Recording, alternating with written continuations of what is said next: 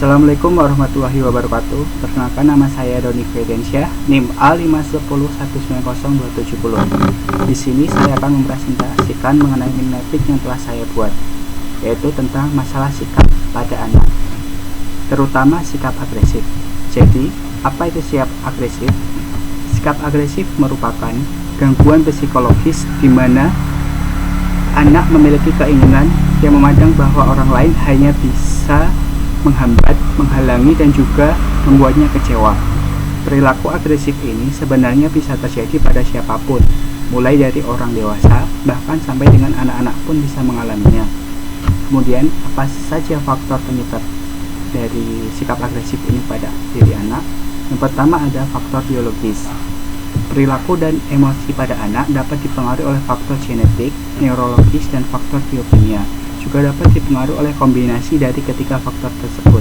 Misalnya, ketergantungan ibu pada alkohol ketika mengandung. Hal tersebut dapat mempengaruhi karakteristik anak setelah lahir, termasuk emosi dan juga perilakunya.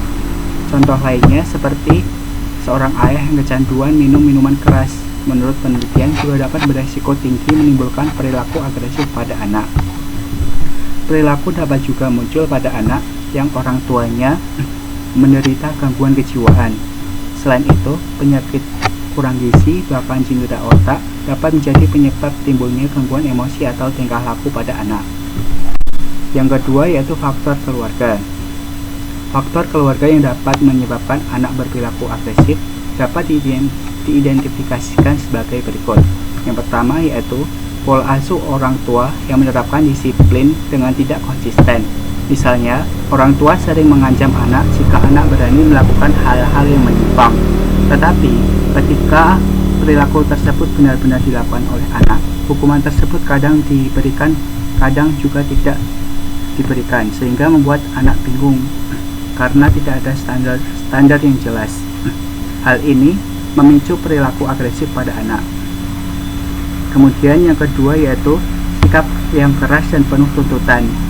Orang tua yang terbiasa menggunakan gaya instruksi agar anak melakukan atau tidak melakukan sesuatu.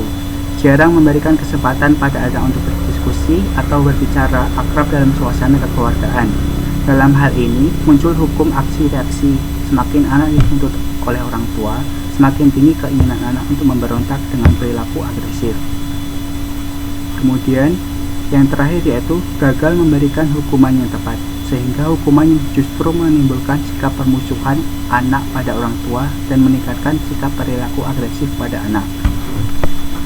Kemudian faktor yang ketiga yaitu faktor sekolah.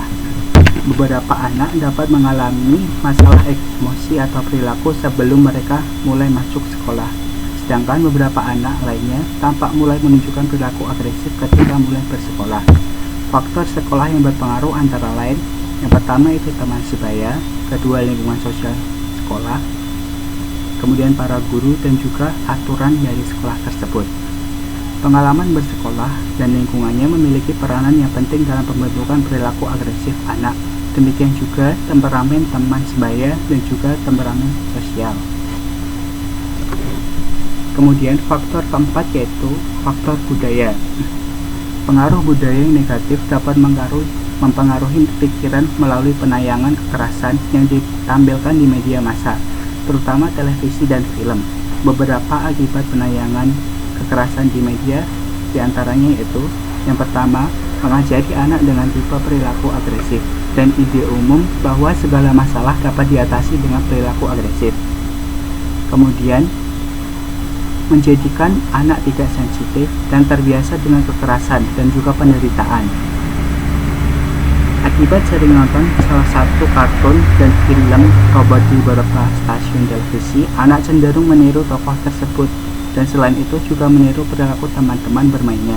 Terkadang orang tua melarang putra-putrinya untuk menonton film kartun dan film robot tersebut, tentunya dengan memberikan penjelasan yang tepat, akan tetapi belum membuahkan hasil yang maksimal. Selain itu, faktor teman sebaya juga merupakan sumber yang paling mempengaruhi anak.